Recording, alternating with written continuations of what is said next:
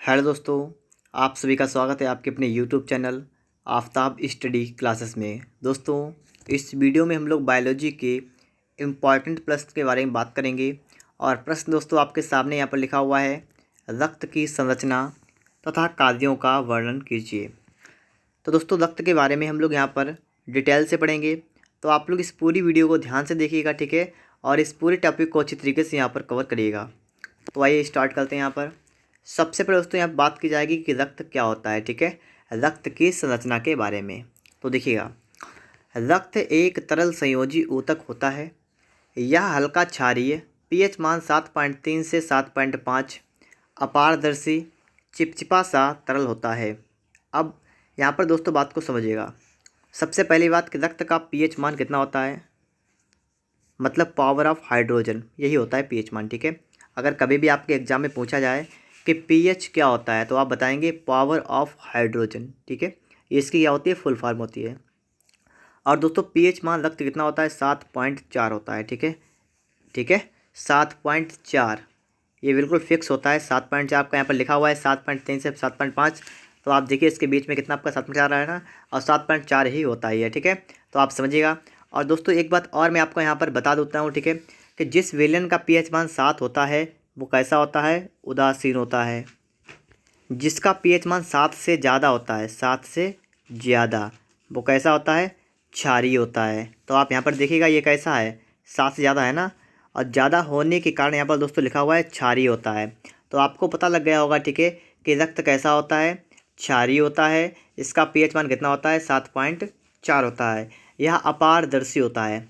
अपारदर्शी का मतलब होता है कि जिससे आर पार का ना देखा जा सके, ठीक है। लिखा है चिपचिपा सा तरल होता है, मतलब चिपचिपा होता है। आगे देखिए, मनुष्य में रक्त शरीर के भार का लगभग 7 से 8% होता है, ठीक है। जितना भार होता है तो उसके 7 से 8% लगभग रक्त होता है। यह निर्जीव प्लाज्मा और जीवित रुधिराणुओं, लिखा हुआ रुधिराणुओं से बना होता है। कहने का मतलब दोस्तों यहाँ पर ये हो रहा है कि मैं इसको हटा रहा हूँ, ठीक है। और देखिए ये किससे किससे बनता है, तो नंबर 1 पर आपका आता है प्लाज्मा। प्लाज्मा उसके बाद उसका आता है आरबीसी और डब्ल्यूबीसी और प्लेटलेट्स, ठीक है। तो समझिएगा यहाँ पर क्या है कि रक्त किससे किससे बना होता है, ठीक है। तो प्लाज्मा, आरबीसी, डब्ल्यूबीसी, प्लेटलेट्स। अब आप यहाँ पर समझेंगे प्लाज्मा क्या काम करता है, ठीक है, प्लाज्मा कितना परसेंट होता है।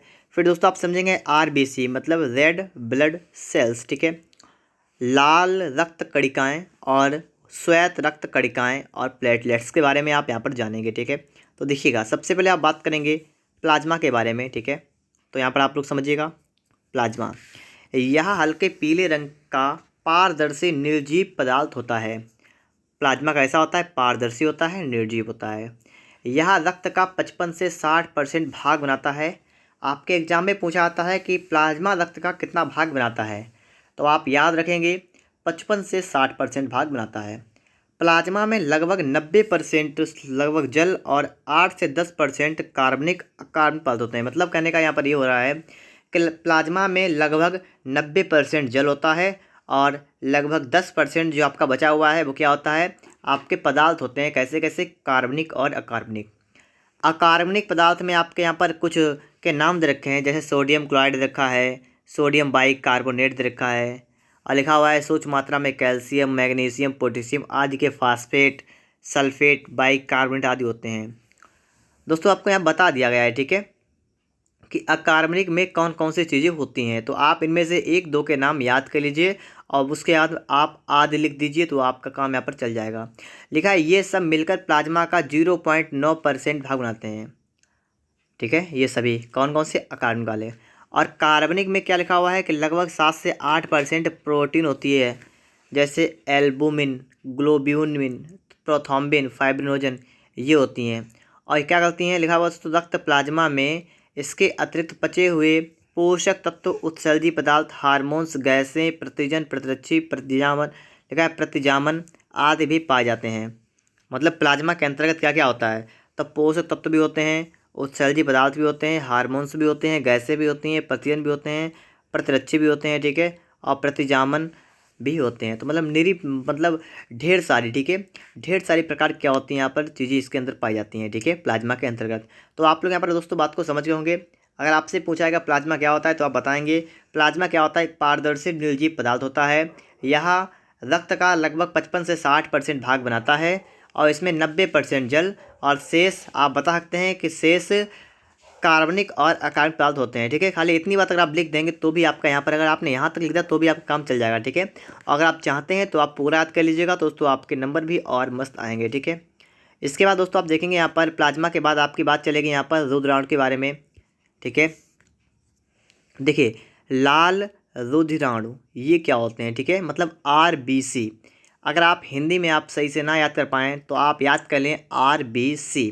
आर का मतलब रेड, बी से ब्लड, सी से कार्पोल, सी का सेल्स, ठीक है, मतलब लाल रक्त कणिकाएँ, इसे ऐसे कह सकते हैं हम लोग, ठीक है। ये क्या होती हैं, ये रुधिराणुओं का 99% होती हैं। स्तनियों में लाल रुधिराणु गोल चपटे तस्तरीनुमा केंद्रक रहित उभयावतल होती हैं। और मनुष्य में ये औसतन कितना 8 माइक्रोन व्यास के होते हैं। और लिखा हुआ है लाल रुधिराणु में हीमोग्लोबिन पाया जाता है। अब देखिए यहाँ पर क्या क्या आपके लिए इम्पॉर्टेंट रहने वाला है इसमें से।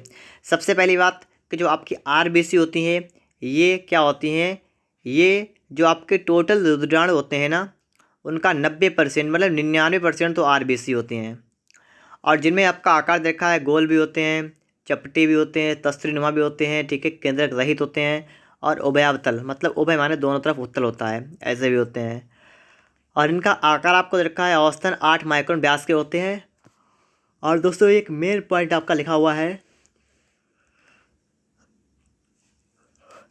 कि लाल रुधिराणु में हीमोग्लोबिन पाया जाता है। आपके एग्जाम में प्रश्न आता है कि हीमोग्लोबिन कहाँ पाया जाता है, अब आप बताएंगे RBC में पाया जाता है, ठीक है। तो इस पॉइंट को आप लोग अच्छे तरीके से याद भी कर लीजिएगा। दोस्तों आप यहाँ पर देखेंगे लिखा हुआ है स्वायत्त रुधिराणु, कहने का मतलब WBC। ये संख्याएं बहुत कम होते हैं, रंगहीन होते हैं, केंद्रकीय होते हैं, बड़े आकार के होते हैं। इनकी संख्या 5 से 9 हज़ार प्रति घन मिली मतलब रक्त होती है। और ये 2 प्रकार के होते हैं। अब यहाँ पर दोस्तों आप देखिएगा स्वायत्त की बात की जाएगी तो कैसे होते हैं, ये बहुत कम मात्रा में होते हैं। और संख्या इनकी होती है 5 से 9 हज़ार कितने में, 1 घन मिली रक्त में। फिर दोस्तों आपको इनके थोड़े नाम याद करना है, ठीक है, सब कुछ याद नहीं करना है आपको, सिर्फ दोस्तों यहाँ पर देख लेना है कि 2 प्रकार के कौन कौन से होते हैं। तो एक होता है इनमें कौन सा, कणिकामय श्वेत रुधिराणु, एक होता है आपका यहाँ पर कणिका रहित। तो आपको ये 2 आपको यहाँ पर याद रखने हैं इनके नाम, और इनके बारे में आपका थोड़ा थोड़ा आपको पढ़ लेना है बस, ठीक है। तो ये दोस्तों आप लोग अपने आप थोड़ा पढ़िएगा, आपको यहाँ पर याद हो जाएगा। दोस्तों हम यहाँ पर देखेंगे रक्त प्लेटलेट्स क्या होती हैं, ठीक है, इनके बारे में दोस्तों यहाँ पर समझेंगे थोड़ा। रक्त प्लेटलेट्स दोस्तों क्या होते हैं, ये स्तनियों में पाई जाती हैं। इनकी संख्या 2 से 5 लाख प्रति घन मिमी रक्त होती है। ये अति सूक्ष्म 2 माइक्रोन से 4 माइक्रोन केंद्रक विहीन संकुचनशील गोल या अंडाकार तस्तरीनुमा होती हैं। चोट लगने पर ये विघटित होकर रक्त का थक्का बनने की प्रक्रिया आरंभ कर देती हैं। आपके एग्जाम में प्रश्न आता है कि चोट लगने पर रक्त का थक्का बनने के लिए महत्वपूर्ण क्या होता है, तो आप क्या बताएंगे, रक्त प्लेटलेट्स भी होती हैं, ठीक है। और दोस्तों मैं आपको यहाँ पर 1-2 बातें और क्लियर कर देता हूँ। एक पदार्थ का नाम होता है दोस्तों, क्या होता है, देखिए रक्त जो है रक्त का थक्का, ठीक है, रक्त के थक्के के बारे में दोस्तों बात की जाएगी, ठीक है, लिखा हुआ रक्त का थक्का। तो अगर आपके एग्जाम में आता है कि रक्त का थक्का बनने के लिए किस विटामिन का उपयोग होता है, मतलब किस विटामिन की आवश्यकता होती है, या कौन सी विटामिन जो है होती है रक्त का थक्का बनने के लिए उत्तरदायी होती है, तो आप क्या बताएंगे, विटामिन के। याद कर लीजिएगा विटामिन के, ठीक है, नेफ्थेक्विनोन इसका नाम होता है, ठीक है, ये होता है। तो इस प्रकार से आप इसको याद रखेंगे, ठीक है। दोस्तों यहाँ पर आप देखेंगे आपको यहाँ पर इन सब के बारे में आपको यहाँ पर चित्र दिखाया गया है, ठीक है, कि कौन सी चीज़ क्या होती है। देखिए प्लेटलेट्स ऐसी होती हैं, आपको बताया लाल रुधिराणु मतलब RBC की संख्या यहाँ पर देखिएगा, ठीक है, RBC का आकार। और इस प्रकार से दोस्तों आपको यहाँ पर ये जो है सब WBC के बारे में, ठीक है। तो मतलब इस प्रकार से आपको संपूर्ण जानकारी आपको यहाँ पर दी गई चित्र के अंतर्गत। तो चित्र को आप देख लीजिएगा, ठीक है। आपके एग्जाम में बहुत ही मुश्किल है जो आपका एग्जाम में चित्र पूछा है, ठीक है। आपसे सिर्फ ये पूछाएगा कि रक्त किससे बनता है, आप बताएंगे प्लाज्मा से, RBC से, WBC से। और प्रत्येक के बारे में दोस्तों आप 4-4 लाइन लिखेंगे तो भी आप बहुत कुछ लिख लेंगे, ठीक है। आगे दोस्तों इसके बाद आप यहाँ पर देखेंगे, ठीक है। तो आपके लिए यहाँ पर दोस्तों थोड़ा बचा हुआ है, रक्त के कार्य क्या होते हैं। रक्त मतलब क्या होता है, ब्लड। और ब्लड के कार्य क्या होते हैं, ऑक्सीजन का परिवहन। कहने का मतलब है कि रक्त हीमोग्लोबिन की सहायता से ऑक्सीजन को श्वसनांग फेफड़ों से शरीर के विभिन्न अंगों तक पहुंचाता है। रक्त क्या करता है कि जो ऑक्सीजन होती है वो फेफड़ों से कहाँ जाती है, शरीर के अंतर्गत चली जाती है विभिन्न भागों के द्वारा।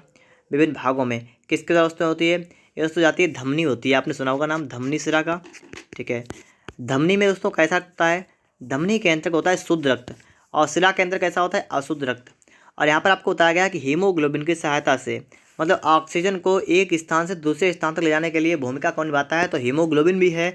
और उसके बाद दोस्तों क्या है, यहाँ पर लिखा हुआ है कि हीमोग्लोबिन से ऑक्सीजन को श्वसनांग फेफड़ों से शरीर के विभिन्न अंगों तक पहुँचाता है। रक्त जो होता है क्या करता है, हीमोग्लोबिन की सहायता से ऑक्सीजन को पहुँचाता है। तो ऑक्सीजन को आदान प्रदान का काम कौन करता है, हीमोग्लोबिन करता है। कार्बन डाइऑक्साइड का परिवहन भी दोस्तों होता है किसमें, श्वसन में हो, ठीक है, रक्त के द्वारा। अन्य पदार्थों का परिवहन भी रक्त के द्वारा ही होता है। ठीक है, आगे देखिए, रोगों से बचाव। रक्त के श्वेत दुर्गुणाणु मतलब RBC जीवाणु विषाणु आदि रोगाणुओं का भक्षण करके इन्हें नष्ट करके शरीर की सुरक्षा करते हैं। ठीक है, तो देखिए विटामिन जो आपकी विटामिन कह रहे हैं, जो आपका WBC है, ठीक है, WBC इसको कहते हैं मतलब मानव शरीर का रक्षा करने वाला। ठीक है, मानव शरीर का रक्षक जो होता है कौन होता है, WBC होता है। आगे दोस्तों आप देखेंगे यहाँ पर ताप का नियमन मतलब शरीर का ताप जो है वो भी रक्त के द्वारा नियमित होता है। ठीक है, और चोट का उपचार, चोट लगने पर रक्त का थक्का जमना, ये क्या होता है। और लिखा है क्षतिग्रस्त अंग की मरम्मत, घाव को भरने में रक्त महत्वपूर्ण भूमिका निभाता है। दोस्तों इस प्रकार से आपके यहाँ पर इसके क्या थे, कार्य भी थे, तो आपने कार्य भी देखे हैं। आपने ये भी देखा है रक्त कैसे बनता है, किस किस चीज़ों से मिलकर बना होता है। ठीक है, तो दोस्तों आप लोग इस वीडियो का आपको एक बार में याद ना हुआ हो तो आप लोग वीडियो को दोबारा देखिएगा। फिर दोस्तों आप लोग अपनी कॉपी पर लिखकर इसकी प्रैक्टिस भी करिएगा ताकि आपके पता चल सके कि दोस्तों आपको याद हुआ है या नहीं याद हुआ है। ठीक है, अगर आपको वीडियो अच्छा लगा हो तो आप लोग वीडियो को एक लाइक और चैनल को सब्सक्राइब जरूर करें।